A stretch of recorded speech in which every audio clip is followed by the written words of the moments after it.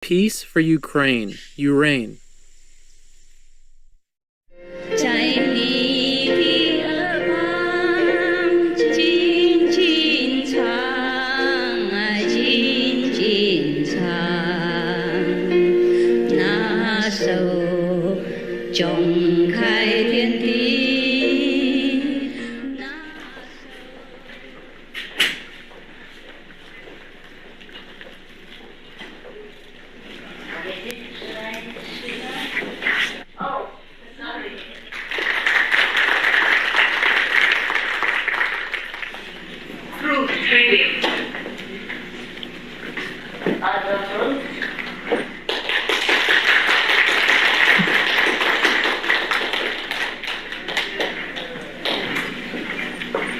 Good evening, ladies and gentlemen. Tonight, Master Xinghai is here to state the method of instant enlightenment. First, let me give a quick introduction about Master Xinghai. Master Xinghai was born in a wealthy Vietnamese family. Her parents are Catholic. Her grandma, however, is a faithful Buddhist. Since Master Xinghai was brought up in this multi-religious family, she mastered the Western religion as well as the Eastern while she was still a little girl. If you would like to find out more about Master Xinghai and her philosophy, there are 2 booklets available at the entrance. These 2 booklets are a collection of discourses delivered by Master Xinghai. Since the time is limited tonight, I will say no more.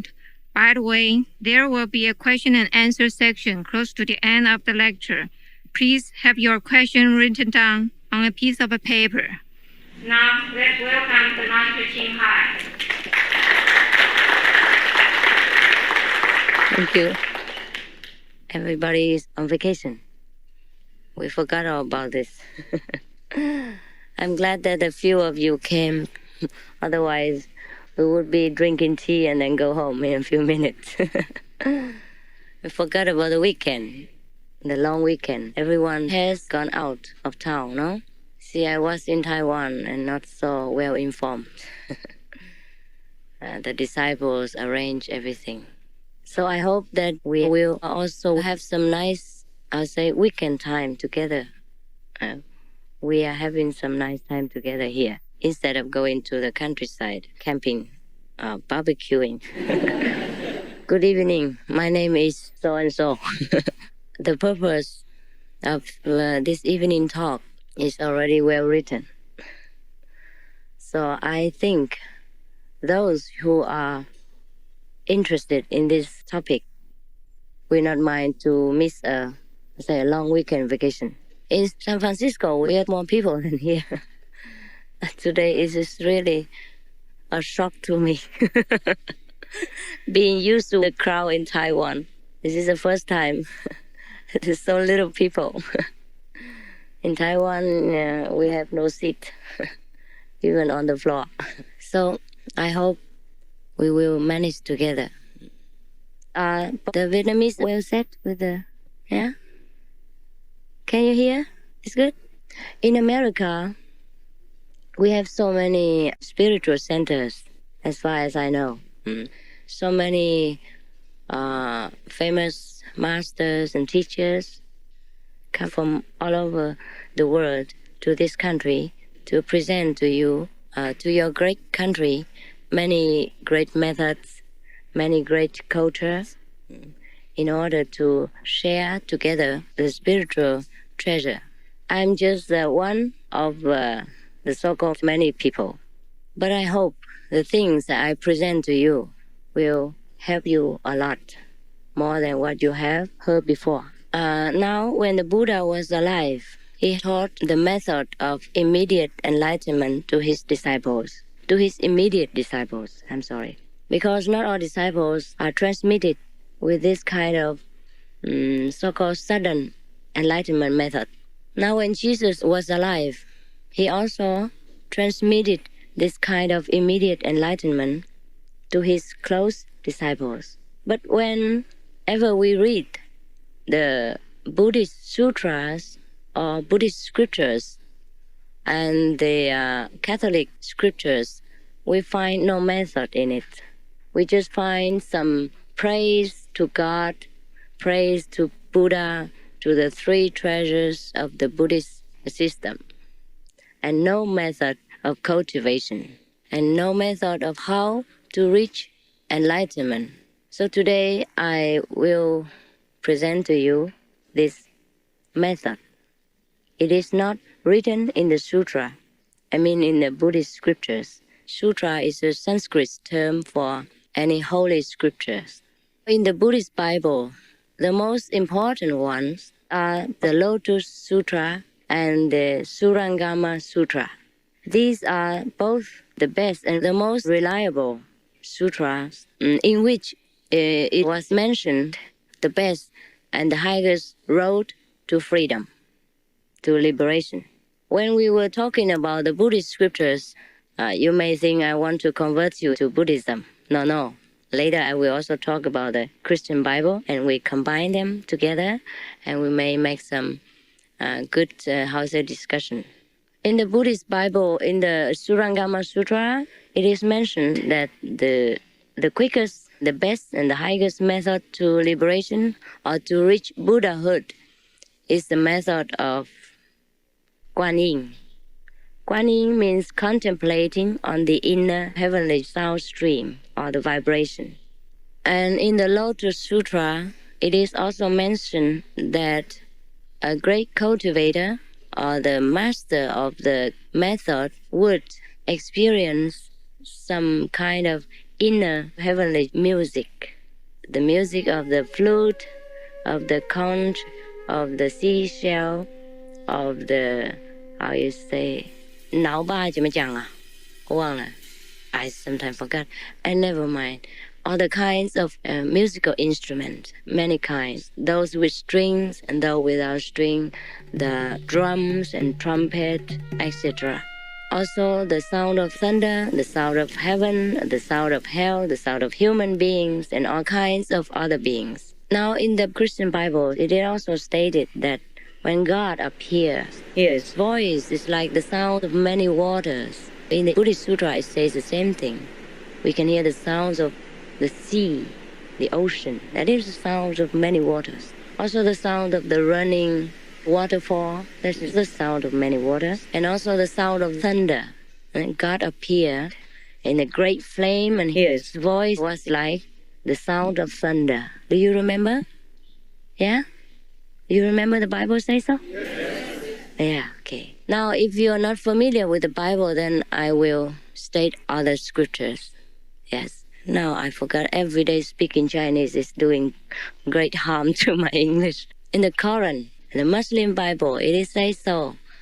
When Prophet Muhammad, peace be upon him, meditated in the cave, after a while, he heard the sound of ringing bells. And then the bells ultimately assumed the shape of the angel Gabriel and told him something. And it is the inner sound, which is mentioned in many scriptures. Also in the Sikh Bible, all the gurus of the Sikh, the 10 Sikh gurus, all mention about the various sounds, the inner sounds. There are different sounds in the 5 levels. So, when Guru Nanak, he say, when one listens to the inner sound of God, one will know everything. And he says something more, but at the moment I can't really remember. But in every hymn in the Sikh scriptures, they also praise this kind of inner vibration. Do I remember? Well, is that right? Yeah? Yeah. I'm glad that I have said it somehow understandably to you. And because the Adigram is so great like this, the 6 scriptures are so great, so big like this. So one would have to devote one's whole life to remember everything. But I just remember some of it because I'm born in a Buddhist family and a Christian faith.